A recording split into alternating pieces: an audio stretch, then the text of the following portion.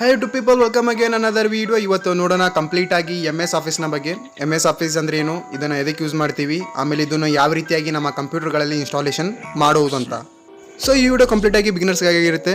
MS office ಅಂದರೆ ಬಂದುಬಿಟ್ಟು ನಾವು ಯಾವುದೇ ಒಂದು ಡಾಕ್ಯುಮೆಂಟೇಷನ್ ಮಾಡಬೇಕಪ್ಪ ನಮ್ಮ ಕಂಪ್ಯೂಟರ್ನಲ್ಲಿ, ಅಂದರೆ ಯಾವುದೇ ಒಂದು ಲೆಟರ್ ಅಥವಾ ಬರೆಯೋದಕ್ಕಾಗಲಿ, ಅಥವಾ ಯಾವುದೇ ಒಂದು ಫೈಲ್ನ ಸೇವ್ ಮಾಡೋದಕ್ಕಾಗಲಿ, ಅಥವಾ ನಾವು ಯಾವುದೇ ಒಂದು ಪ್ರಾಜೆಕ್ಟ್ ಮೇಲೆ ಕೆಲಸ ಮಾಡ್ತಿದ್ವಿ ಅದನ್ನು ಪ್ರೆಸೆಂಟೇಷನ್ ಮಾಡಬೇಕಪ್ಪ ಅಂದರೆ ಈ MS ಆಫೀಸ್ನ ಯೂಸ್ ಮಾಡ್ತೀವಿ.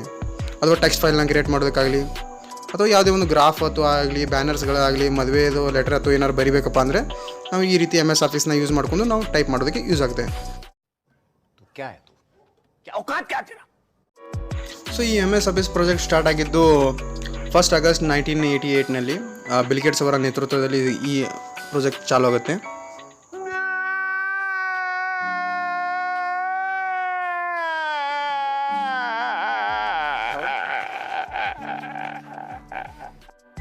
ಸೊ ಇದರ ಡಿಫ್ರೆಂಟ್ ವರ್ಷನ್ಗಳು, ಆಮೇಲೆ ಇದರದ ಫ್ಯೂಚರ್ಗಳನ್ನು ನಾವು ನೋಡೋಣ. ಯಾವ್ಯಾವ ವರ್ಷನ್ಗಳು ಬಂದಿದೆ 1988ರಿಂದ ಹಿಡ್ಕೊಂಡು 2021 ಮಟ್ಟ, ಆಮೇಲೆ ಅದರದ ಫ್ಯೂಚರ್ಸ್ಗಳನ್ನು ನೋಡೋಣ. ಫಸ್ಟ್ ಎಡಿಷನ್ ಬಂದುಬಿಟ್ಟು ಇಲ್ಲಿ 95 ಅಂತ MS ಆಫೀಸ್ ಕರಿಬೋದು ನಾವು. MS ಆಫೀಸ್ 95 ಇದು ಫಸ್ಟ್ ಎಡಿಷನ್. ಒಂದು ಓಲ್ಡ್ ರೀತಿಯಾಗಿತ್ತು. ಇದರಲ್ಲಿ ಕೂಡ ಕೆಲವೊಂದು ಚೇಂಜಸ್ಗಳು ಮಾಡಿದ್ದಾರೆ ಈಗ. ದೆನ್ ಈ ಎಡಿಷನ್ ಆದಮೇಲೆ ನೆಕ್ಸ್ಟ್ ಎಡಿಷನ್ ಬರುತ್ತೆ, MS ಆಫೀಸ್ 97 ಅಂತ. ಈ ಎಡಿಷನ್ನಲ್ಲಿ ಕೆಲವೊಂದು ಚೇಂಜಸ್ ಆಗ್ತವೆ, ಡೈಗ್ರಾಮ್ ಬರ್ತವೆ ಕೆಲವೊಂದು, ಆಮೇಲೆ ಈ ಮೆನು ಬಾರ್, ಟೂಲ್ ಬಾರ್ಗಳು ಬರ್ತವೆ, ವಿಜುವಲ್ ಎಫೆಕ್ಟ್ಗಳನ್ನು ಕರೆಕ್ಟ್ ಮಾಡ್ತಾರೆ, ಆಮೇಲೆ ಗ್ರಾಮರ್ ಚೆಕ್ ಆಪ್ಷನ್ ಕೂಡ ಇಡ್ತಾರೆ ಅದರಲ್ಲಿ. ನಾವು ಏನಾದ್ರು ಸ್ಪೆಲ್ ಮಿಸ್ಟೇಕ್ ಮಾಡಿದರೆ ಅದು ಕರೆಕ್ಟ್ ಮಾಡೋಕ್ಕೆ. ಆಮೇಲೆ ಇಲ್ಲಿ ಆಫೀಸ್ ಅಸಿಸ್ಟೆಂಟ್ ಸಪೋರ್ಟ್ ಕೂಡ ಇಲ್ಲಿ ಇಡ್ತಾರೆ ಈ ಫ್ಯೂಚರ್ನಲ್ಲಿ. ದೆನ್ ಅದಾದಮೇಲೆ ಇಲ್ಲಿ ಆಫೀಸ್ 2000 ಅಂತ ಬರುತ್ತೆ. ಇದರಲ್ಲಿ ಕೂಡ ಚೇಂಜಸ್ ಆಗ್ತವೆ. ಇಲ್ಲಿ HTML ಡಾಕ್ಯುಮೆಂಟೇಷನ್ ಸಪೋರ್ಟ್ ಆಗುತ್ತೆ ಇದರಲ್ಲಿ.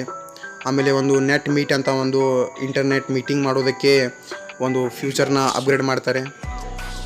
ಆಮೇಲೆ ಇದರಲ್ಲಿ ಆಫೀಸ್ ಅಸಿಸ್ಟೆಂಟ್ ಸಪೋರ್ಟ್ನ ಏನು ಸ್ವಲ್ಪ ಎರರ್ಸ್ಗಳು ಇರ್ತಾವಲ್ಲ ಅದನ್ನು ತಿದ್ದಿ ಅದನ್ನು ಸರಿ ಮಾಡಿ ಬಿಡ್ತಾರೆ.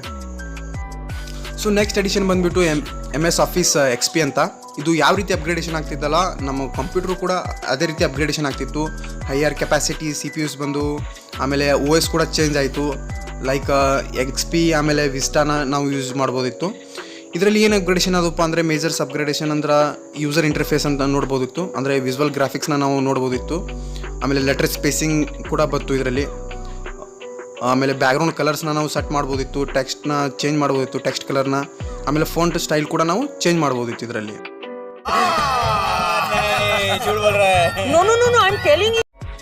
ಸೊ ಇಲ್ಲಿ ನೆಕ್ಸ್ಟ್ ವರ್ಷನಲ್ಲಿ 2003ನಲ್ಲಿ ನಾವು ಏನು ಅಪ್ಗ್ರೇಡೇಷನ್ ಆದಪ್ಪ ಅಂದರೆ ಪೆನ್ ಸಪೋರ್ಟ್ ಆಯಿತು ಟಚ್ ಟ್ಯಾಬ್ಲೆಟ್ಸ್ಗಳಿಗೆ. ಆಮೇಲೆ ರೀಡೇಬಿಲಿಟಿ ಮೋಡ್ ಕೂಡ, ಲೇಔಟ್ ಕೂಡ ಚೇಂಜ್ ಮಾಡಿದರು ವ್ಯೂನ. ಆಮೇಲೆ ಡಾಕ್ಯುಮೆಂಟೇಷನ್ ಕಂಪ್ಯಾರಿಟಬಿಲಿಟಿ ಹಳಿಕಿಂತ ಸ್ವಲ್ಪ ಹೊಸದು ಚೇಂಜಸ್ ಆಯಿತು. ಸೊ ಇಲ್ಲಿ 2003ನಲ್ಲಿ XML ಫಾರ್ಮೆಟ್ ಕೂಡ ಸಪೋರ್ಟ್ ಆಗ್ತಾ ಬಂದಿತ್ತು.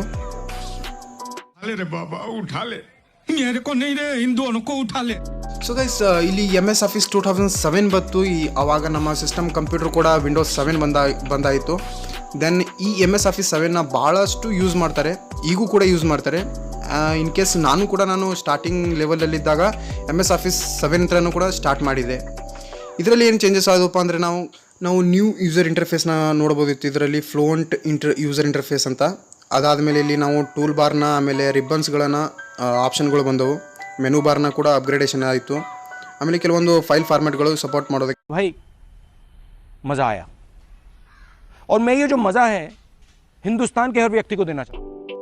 ದೆನ್ ಗೈಸ್ ನೆಕ್ಸ್ಟ್ ಎಡಿಷನ್ ಬಂದುಬಿಟ್ಟು 2010. ಇದರಲ್ಲಿ ಕೂಡ ಮೇಜರ್ ಚೇಂಜಸ್ಗಳಾದವು. ಕೆಲವೊಂದು ಕೊಲಾಬ್ರೇಟಿವ್ ಎಡಿಟಿಂಗ್ ಫ್ಯೂಚರ್ ಬಂತು ಇದರಲ್ಲಿ.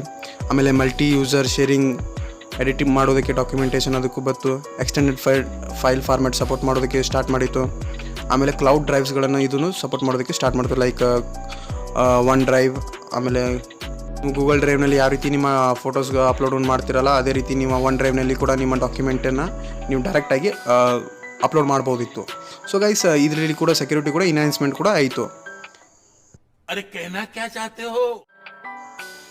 ದಿ ನೆಕ್ಸ್ಟ್ ಎಡಿಷನ್ ಬಂದುಬಿಟ್ಟು 2013 ಆಫೀಸ್ 2013 ಅಂತ ನಾವು ಕರಿಬೋದು ಇದನ್ನು. ಇದರಲ್ಲಿ ಏನು ಮೇಜರ್ ಚೇಂಜಸ್ಗಳು ಆದಪ್ಪ ಅಂದರೆ ಇಲ್ಲಿ ಮಲ್ಟಿ ಆನ್ಲೈನ್ ಪ್ಲಾಟ್ಫಾರ್ಮ್ಗಳು ಬಂದವು. ಇದರಲ್ಲಿ ಒನ್ ಡ್ರೈವ್ ಆಗಲಿ, ಅಥವಾ ಔಟ್ಲುಕ್ ಸರ್ವಿಸ್ಗಳಾಗಲಿ, ಅಥವಾ ಸ್ಕೈಪ್ ಸರ್ವಿಸ್ಗಳನ್ನು ನಾವು ಈ MS ಆಫೀಸ್ನಲ್ಲಿ ಯೂಸ್ ಮಾಡ್ಬೋದಿತ್ತು. ಆಮೇಲೆ ಫೈಲ್ ಫಾರ್ಮೆಟ್ಗಳು ಸಪೋರ್ಟ್ ಆದವು. ಲೈಕ್ HTML ಫೈಲ್ ಫಾರ್ಮೆಟ್, ಆಮೇಲೆ PDF ನಾವು ಈಸಿಯಾಗಿ ಇದರಲ್ಲಿ ಸೇವ್ ಮಾಡ್ಬೋದಿತ್ತು. PDF ಫೈಲ್ ಫಾರ್ಮೆಟ್ಗಳಲ್ಲಿ ನಾವು ಸೇವ್ ಮಾಡ್ಬೋದಿತ್ತು. ಸೊ ಇದನ್ನು ಮಲ್ಟಿ ಯೂಸರ್ ಟಚ್ ಇಂಟರ್ಫೇಸ್ ಕೂಡ ಚೇಂಜಸ್ ಮಾಡಿದರು.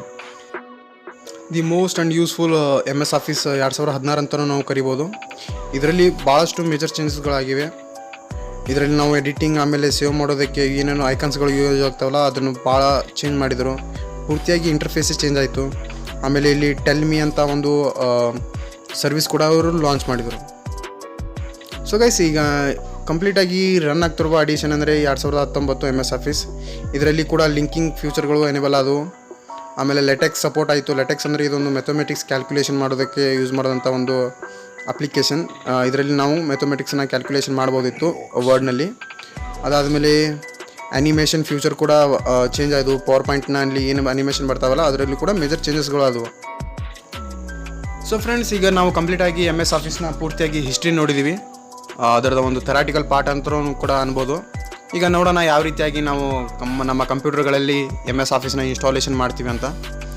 ಸೊ ಅದನ್ನು ಈ ವಿಡಿಯೋನಲ್ಲಿ ಕಂಪ್ಲೀಟಾಗಿ ಮಾಡೋದಕ್ಕಾಗಲ್ಲ. ಸೆಕೆಂಡ್ ವಿಡಿಯೋ ಮಾಡ್ತೀನಿ, ನೆಕ್ಸ್ಟ್ ಪಾರ್ಟ್. ಬಿಕಾಸ್ ಈ ವಿಡಿಯೋ ತುಂಬ ಉದ್ದ ಆಗುತ್ತೆ. ನಿಮಗೂ ಇಂಟ್ರೆಸ್ಟ್ ಬರಲ್ಲ, ನನಗೂ ಇಂಟ್ರೆಸ್ಟ್ ಬರಲ್ಲ. ಸೊ ಗೈಸ್, ಈ ವಿಡಿಯೋ ಅರ್ಥ ಆಗಿದೆ ಪ್ಲೀಸ್ ಲೈಕ್ ಆ್ಯಂಡ್ ಸಪೋರ್ಟ್ ಮಾಡಿ ನಮ್ಮ ಯೂಟ್ಯೂಬ್ ಚಾನಲ್ಗೆ. Thank you and see you in the next part.